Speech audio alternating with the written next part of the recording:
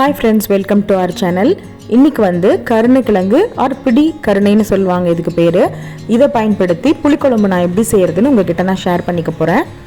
Mostly வந்து எல்லா காய்கறிகளும் நம்ம ஃப்ரெஷ்ஷாக தான் பயன்படுத்தணும்னு நினைப்போம். ஆனால் இந்த மாதிரி கிழங்கு வகைகள் வந்து கொஞ்சம் பழசானாதான் வந்து நம்மளால் யூஸ் பண்ண முடியும். இல்லைன்னா கொஞ்சம் ஒரு அரிப்போ நம்ம செலவு கொடுக்கும். இதுதான் இதோட நேச்சர். இந்த கிழங்கு வகைகளோட நேச்சரே இதுதான். ஸோ நல்லா வாங்கின உடனே யூஸ் பண்ணாமல் கொஞ்சம் வச்சிருந்து அப்புறமா யூஸ் பண்ணிக்கலாம். பாருங்கள், இது நான் ரொம்ப நாள் ஸ்டோர் பண்ணின கிழங்கு தான். இது மேலே எவ்வளோ மண்ணெல்லாம் இருக்குது. கரெக்டாக நம்ம வந்து கொஞ்சம் நேரம் தண்ணியில் போட்டுட்டு க்ளீன் பண்ணிக்கலாம். நான் கொஞ்சம் நிறைய நாளே விட்டுட்டேன், அதனால ஸ்ப்ரவுட்ஸ் வந்துருச்சு பாருங்கள். இது அப்படியே ஊண்டி வச்சோம் அப்படின்னா செடி முளைச்சிடும். ஸோ இதை கட் பண்ணிவிட்டு நல்லா க்ளீன் பண்ணி இப்போ நான் வந்து ஒரே ஒரு விசில் 2 விசில் விடலாம். நம்ம குக்கரில் வச்சு 2 விசில் கலவு வேக வச்சிடலாம். அதுக்கப்புறம் தோல் உரித்து நம்ம அதை எடுத்துப்போம். இதில் வந்து உப்பு மஞ்சள் பொடி எது போட்டாலும் ஏறாது. ஸோ நான் டைரெக்டாக வேறு எதுவுமே ஆட் பண்ணாமல் 2 விசிலுக்கு நான் இப்போ விட போகிறேன். 2 விசில் விட்டாலே இது ரொம்ப நல்லாவே குழஞ்சிடும். ஸோ உங்களோட குக்கர் பொறுத்து நீங்கள் சவுண்ட் விட்டுக்கோங்க.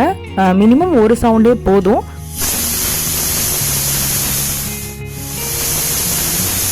கிழங்கு நல்லாவே வெந்துருச்சு. ஆற விட்ட பிறகு நம்ம இதோட தோலெல்லாம் எடுத்துடலாம். ஆக்சுவலி இப்படி தான் இருக்கும் இந்த கிழங்கோட கலர். பார்த்தீங்கன்னா பார்க்குறதுக்கு ஒரு மாதிரி இருக்குன்னு நிறைய பேர் இது சமைக்கிறது கிடையாது. ஆனால் இது வந்து நிறைய மெடிசினல் பெனிஃபிட்ஸ் வந்து இதுக்கு நிறைய இருக்குது. இதே மாதிரி சேனைக்கிழங்கு கருணைக்கிழங்கு நம்ம இருப்பிடத்தை சுற்றி இருக்க கிழங்கு வகைகள் தான் நம்ம சாப்பிடணும். நம்ம வந்து உருளைக்கிழங்கு எடுத்துக்கிற அளவுக்கு இந்த மாதிரி கிழங்கெல்லாம் நம்ம யூஸ் பண்ணுறது கிடையாது. ஆனால் இதுதான் ரொம்ப நல்லது உடம்புக்கு கூட. நான் எல்லாமே கட் பண்ணி வச்சுருக்கேன். இனி வந்து நம்ம குழம்பு ஸ்டார்ட் பண்ணிடலாம். இது ஒரு எண்ணெய் போட்டுட்டு கொஞ்சமாக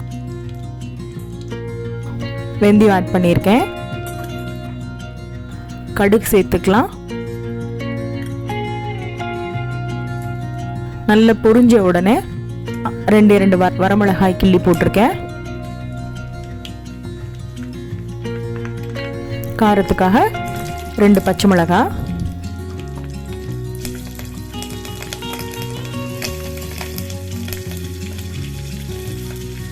வாசனைக்காக கருவேப்பிலை கொஞ்சம் போட்டுக்கிறேன்.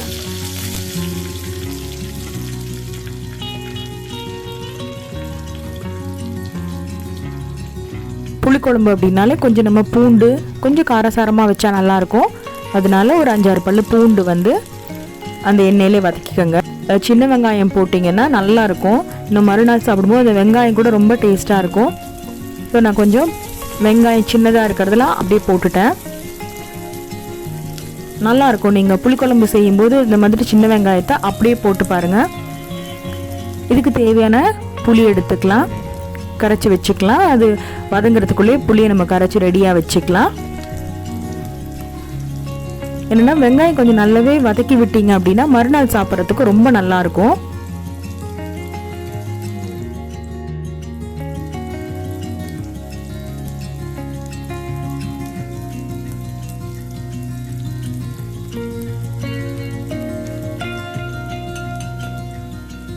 மஞ்சள் பொடி சேர்த்துக்கிறேன்.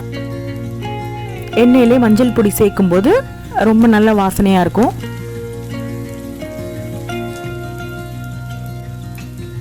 தேவையான அளவு தக்காளி சேர்த்துக்கலாம். நான் 2 பழம் மட்டும் நல்லா பழுத்ததாக சேர்த்துருக்கேன். வெங்காயம் தக்காளி நல்லா வதக்கி விட்டீங்க அப்படின்னா புளிக்குழம்பு ஃப்ரிட்ஜில் ஸ்டோர் பண்ணணுன்னு கூட அவசியம் இல்லை, வெளியிலே வச்சுக்கலாம். இப்போ உப்பு சேர்த்தோம் அப்படின்னா இன்னும் கூட சீக்கிரமாக வதங்கிடும். காரத்துக்கான மிளகாய் பொடி 1 ஸ்பூன் அளவு சேர்த்துருக்கேன். மல்லிப்பொடி வந்து 2-3 ஸ்பூன் அளவு சேர்த்துக்கலாம். அதே எண்ணெயிலே கொஞ்சம் நல்லா பொடிகளை வதக்கி விட்டுட்டிங்க அப்படின்னா ஈஸியாக பச்சை வாசனை போயிடும். இப்போ நம்ம கரைச்சி வச்சிருக்க புளி தண்ணியை நல்லா வடிகட்டி நான் சேர்த்துக்கிறேன்.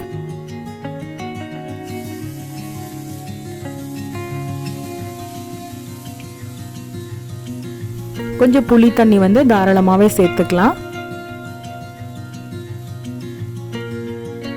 குழம்புல போட்ட பிறகுதான் அந்த கிழங்குல வந்து அந்த டேஸ்ட் எல்லாம் ஏறும். இப்போ பாருங்க, நம்ம சின்ன சின்னதாக கட் பண்ணி வச்சிருக்க கருணைக்கிழங்கு நம்ம ஆட் பண்ணிக்கலாம். கொஞ்சம் ஒரு சவுண்ட்லேயே நிறுத்தியிருக்கலாம், ஏன்னா கொஞ்சம் குழன்னு தான் இருந்தது. பரவாயில்ல, நம்ம புளி தண்ணியில் போடும்போது கெட்டி ஆகிடும்.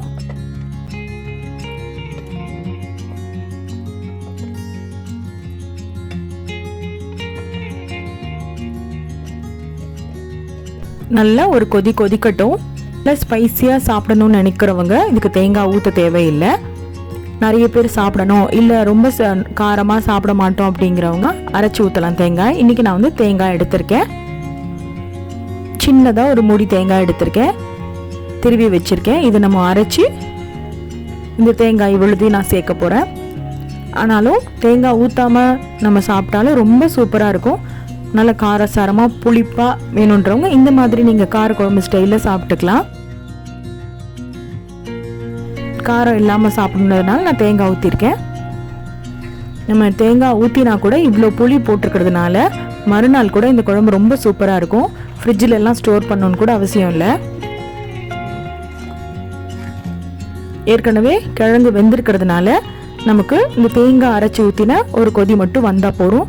தேங்காய்க்காக தான் மறுபடியும் கொதிக்க விடுறோம். நல்லா இந்த சாரெல்லாம் பார்த்தீங்கன்னா குழம்புல சூப்பராக ஏறி இருக்கும். மாவு மாதிரி அந்த கிழங்கோட டேஸ்ட் ரொம்ப அருமையாக இருக்கும். அட்லீஸ்ட் வாரத்துக்கு ஒரு தடவையாக இந்த மாதிரி நீங்கள் சமைச்சு சாப்பிடுங்க. உடம்புக்கு அவ்வளோ நல்லது இது. அருமையாக சூப்பரான கருணக்கிழங்கு புளிக்குழம்பு எப்படி செய்கிறதுன்னு பார்த்தோம். உங்களுக்கு பிடிச்சிருந்தது அப்படின்னா இந்த வீடியோவை லைக் பண்ணுங்கள், ஷேர் பண்ணுங்கள், மறக்காமல் சப்ஸ்கிரைப் பண்ணிக்கோங்க.